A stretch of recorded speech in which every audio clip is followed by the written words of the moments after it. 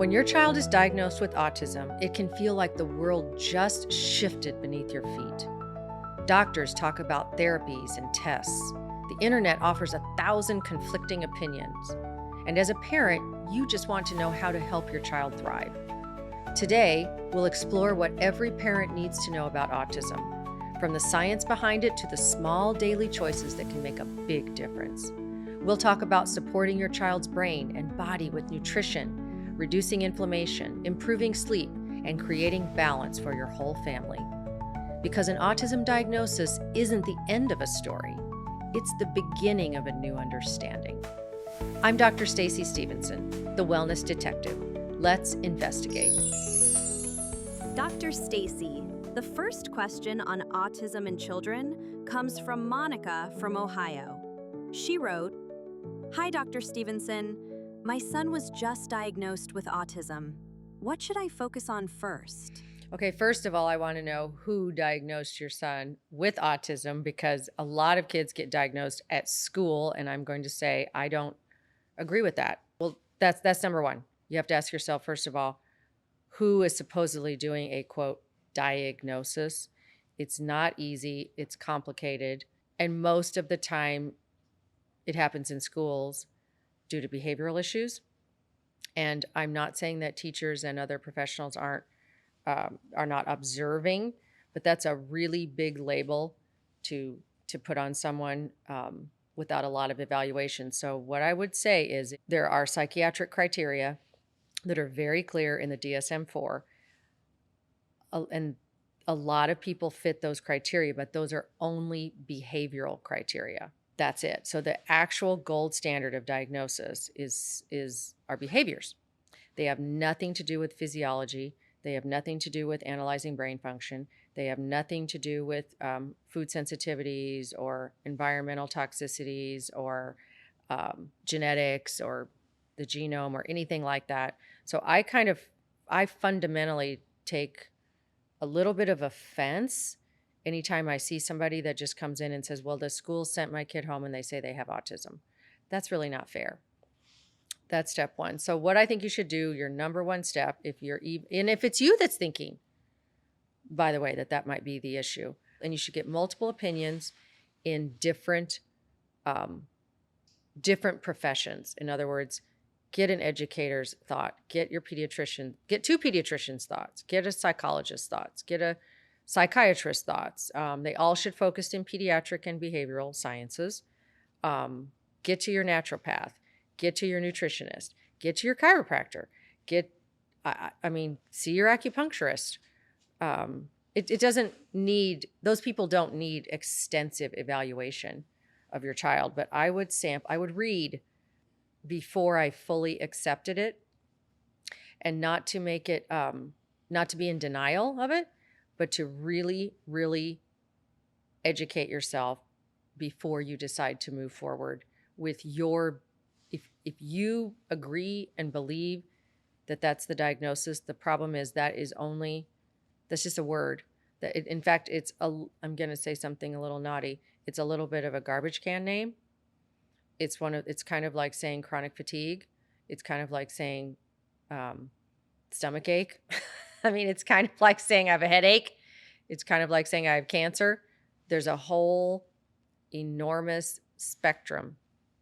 And so the term autism was originally applied many, many decades ago to the really, really severe cases that really were very obvious that there was a severe developmental disorder. The person probably would not be very likely to get along in society, in school, in sports, maybe nearly needing institutional care.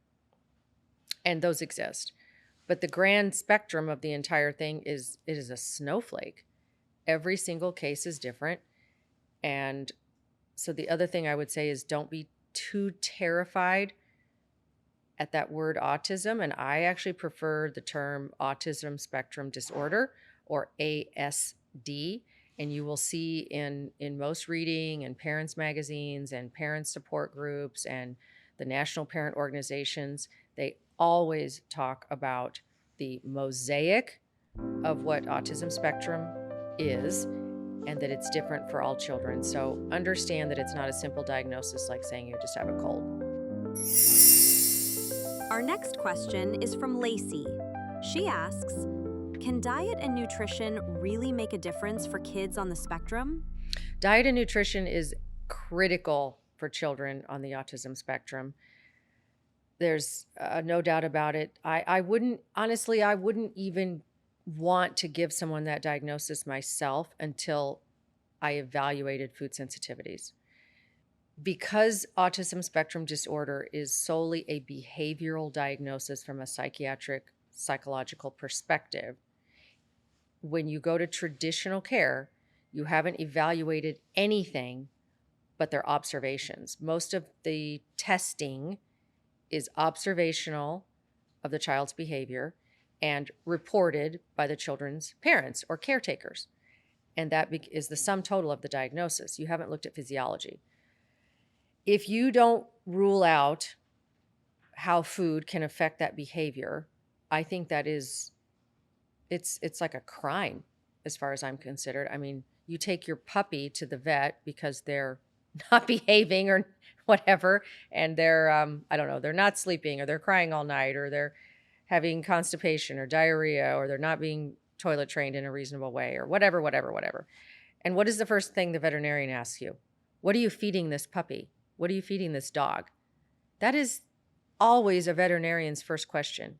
And why it isn't the first question that we ask parents and caretakers about children, I have no idea. So I would make your diet diary. Take your diet diary with you to, you need to take it to qualified people though. I mean, you have to be seeing a clinical nutritionist, a functional medicine doctor, a naturopathic physician. You can't ask for diet testing from your general pediatrician. It's maybe some of them are coming along. I don't know. I hope they are. It is a slow process. Looking at food sensitivities are not considered the so-called gold standard of diagnosis or treatment in ASD. However, 50% of children that we test show up with either a dairy or a gluten sensitivity. And the spectrum of the dairy and the gluten sensitivity can be broad, from gluten sensitivity all the way to true celiac disease. And the symptoms of those and the experience for the child of that spectrum from sensitivity to, say, a severe celiac disease could be very wide. And there are ways to analyze how severe the child is on that. So I would always want to understand exactly what you're feeding the child and don't be embarrassed. Like, I don't care if you're giving them sugar all day long and Coca-Cola all day long and their favorite food is bread. That's actually interesting information for me because it tells me something. If your kid is the one that I call them the two food kids, right? Like hot dogs and, maybe they eat hot dogs and peanut butter and jelly sandwiches or whatever. I don't care. Or the hot dogs and the chicken fingers, and that's all they'll eat. I do care. I want to know. If we don't really know what's happening in the home with what they're eating and drinking and consuming and exposed to, we definitely can't help. But also there are blood tests that can easily test 150 to 300 foods. You don't really need 300 foods because chances are a child isn't eating 300 foods. Most of us aren't eating 300 foods. Food sensitivity analysis in the IgG realm, which is sensitivity, not allergy, you could measure anywhere from 75 to 100 foods. That should cost anywhere from $150 to $300 at the most. It should be a one-time blood analysis that you do need to recheck later on down the road. But at a minimum, you need to get that. And that will cover basically pretty much all the foods that your child could be exposed to. Piper from Madison, Wisconsin also has a food question. Dr. Stacy, I have heard there is a connection between autism and celiac disease, which is all food related. What is the truth? Here's where you'll get in trouble, or here's what won't help you. If you go to your typical pediatrician or your general practitioner or your family practitioner who's maybe made the diagnosis or they're aware of the diagnosis, and you say to them, I read about children with autism often having celiac disease or gluten sensitivity, and and that adjusting their diet can help some of the behaviors. The pediatrician will probably say, oh, I understand that. And then you say, I want them tested. Well, the problem is they'll test for one food and it's the wrong test. Or they'll test maybe two foods. They'll go, okay, Mrs. Smith, I'll be happy to run those blood tests for your child. I understand. You really have to get to people that do this all the time. I can't tell you how many lab tests I picked up and it had, a complete blood count, which is generally normal in these children. All I might pick up would be maybe some iron deficiency, some things like that, which may be existing because of their dietary limitations. A typical chemical panel, we're not going to pick anything up. It's going to look pretty normal on these kids. And if you throw in a celiac test, it's probably going to be negative. Once in a while, you'll pick one up, but you need to do the full panoply of evaluating the full spectrum of food sensitivities. And your traditional pediatrician is not going to do that. Your family practitioner is not going to do that. You know what? It costs a little bit of money. They're not difficult tests or unusual tests. They're just blood tests. But they probably haven't been trained in the knowledge that you probably need to test about 100 foods. That's going to sound silly to them. So clearly I feel a little bit strong about food sensitivity testing. And I think it's the most important first critical test because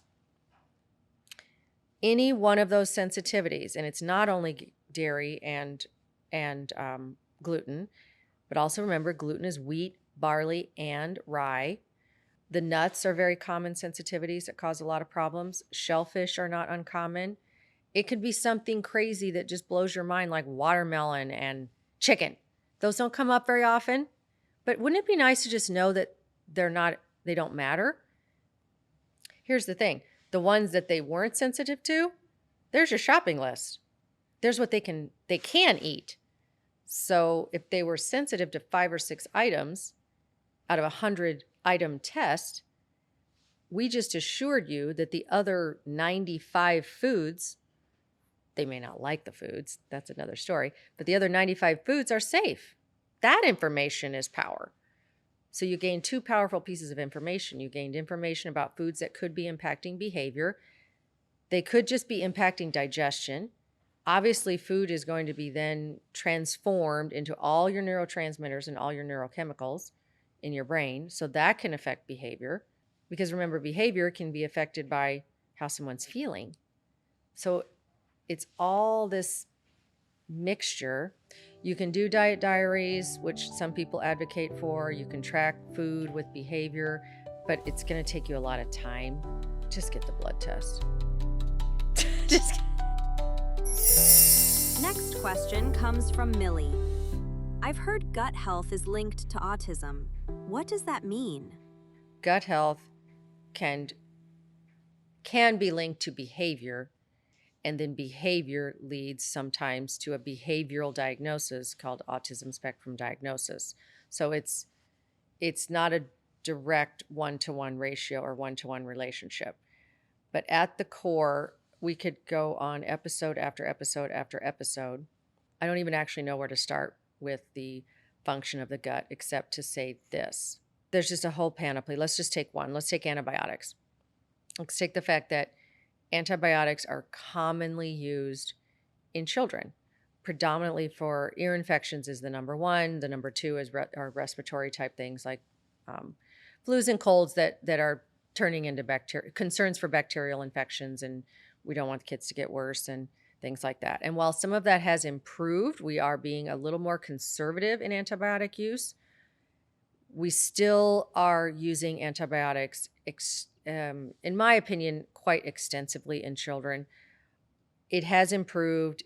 It's not as bad as it used to be, but one 7-week course of therapy can wipe out a child's microbiome. And when you wipe out the microbiome or the healthful gut bacteria in their digestive system, it's just like you've made the immune system naked. It's like kind of like taking your skin off. You've taken you've sort of taken the skin off in a part of the body that really needs its skin. Those bacteria, the microbiome, are protective between the lining of the gut and transmitting particles literally to the bloodstream that then get to the brain.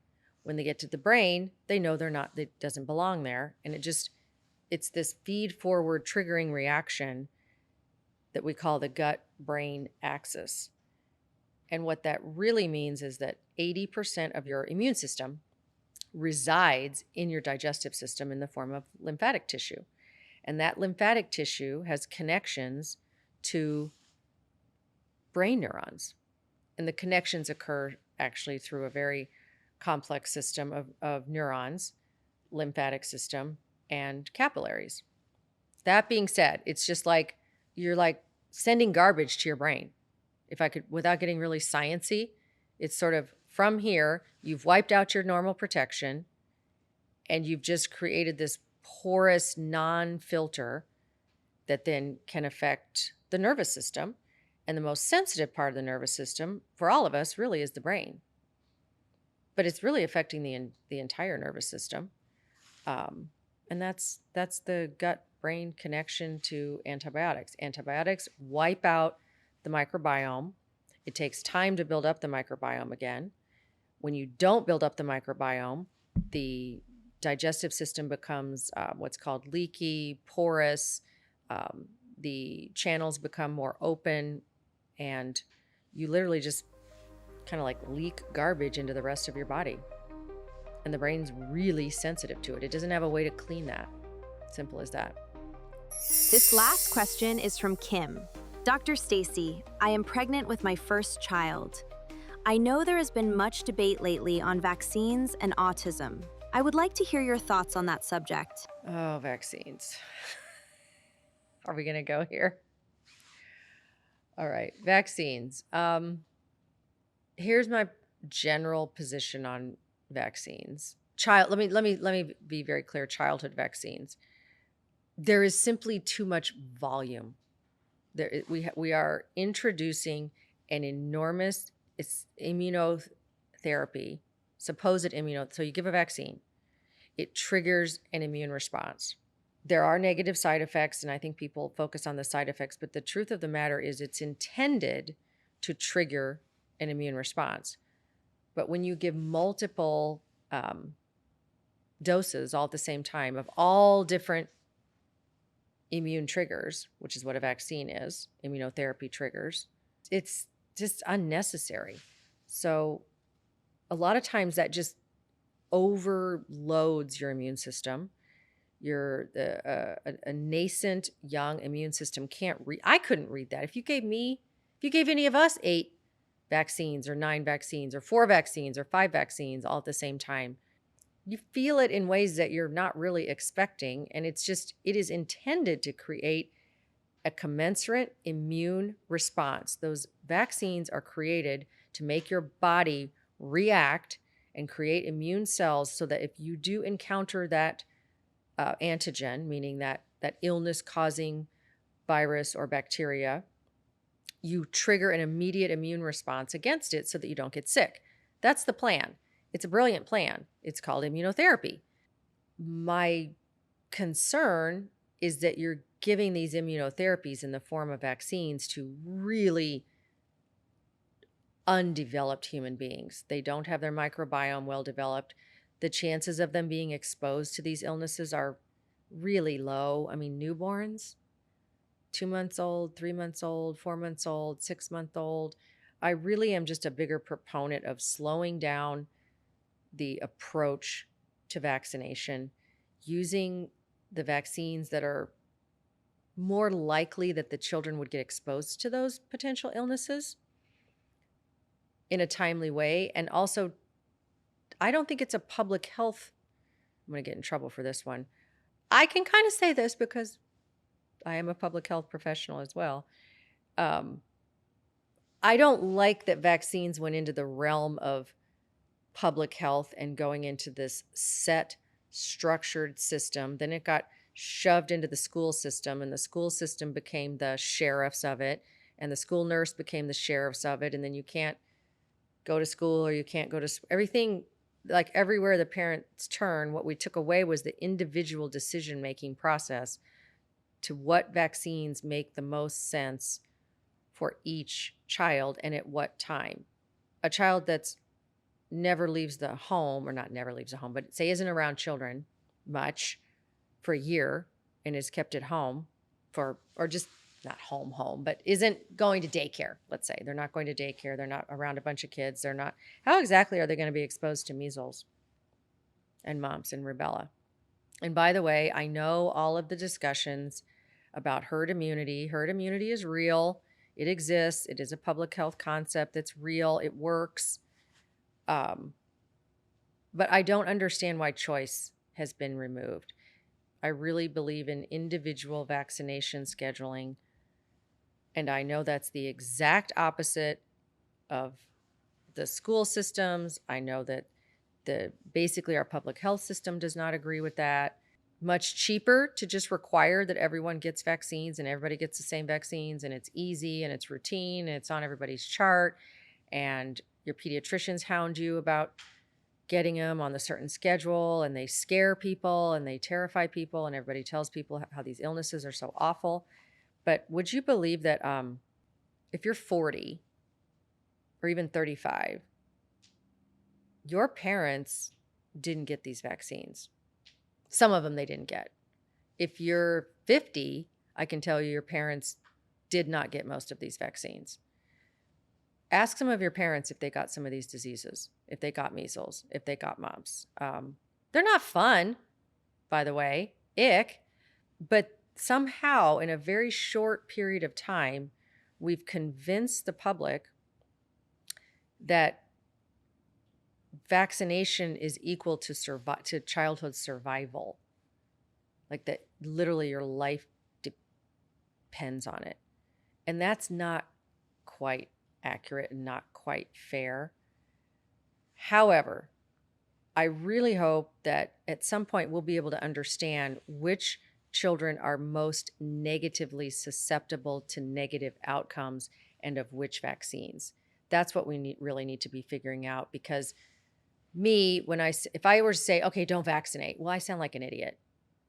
I'm going completely against public health. By the way, when vaccination rates go down, disease rates go up. I mean, all that data is out there, and it's relatively truthful, and it's really hard to fight. But if you're the person that clearly saw your kid got a fever, then they stopped talking, then this happened or that happened, they're not toilet training, blah, blah, even just those things alone happening in fairly close approximation to a vaccine, like you're the person that should stop the presses and probably not move forward with any vaccines until you understand whether it was connected or not. But we have no system at all to understand what was connected or not. It's kind of just pushed under the rug. Most of the time parents are told, oh, that doesn't go together. That I understand that now that person has that symptom, but it doesn't connect. Those two don't really connect. Until we understand how to analyze when to give a vaccine, what vaccine to give, the age, the individual child, the genomics, the sensitivities, et cetera, et cetera, et cetera, until we have, and sadly, I'm going to tell you today, we don't have that figured out. And then the other piece that stresses me about vaccines is that our parents' vaccines, let's say they got measles, mumps, rubella, tetanus, polio. That was kind of the cocktail. That was actually the cocktail, I'd say, approximately when I was young. That's not a whole lot. But now when you add the other 19 vaccinations that you add in the first few years of life, and you add the environmental toxicity, and you add the food issues, and you add the microbiome, and you add the processed foods, just the garbage can that you're putting into that little body is overflowing. So I don't believe vaccines are the absolute smoking gun, but they're becoming more critical because we've added too many. We have too many vaccines all at once. It's too young on their young immune system. We've oftentimes used antibiotics on their systems already. Then we start to add vaccines. It's just kind of like this garbage can concept. that at some point it just doesn't work.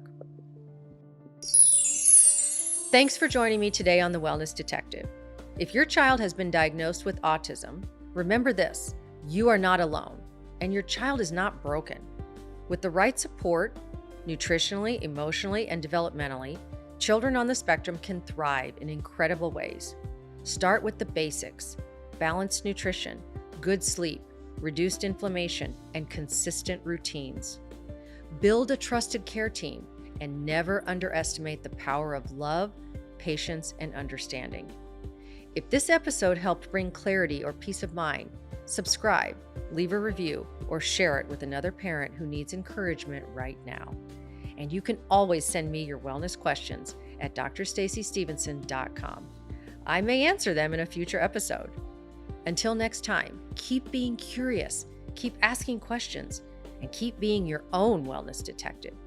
I'm Dr. Stacy Stevenson, wishing you strength, calm, and connection on your family's journey.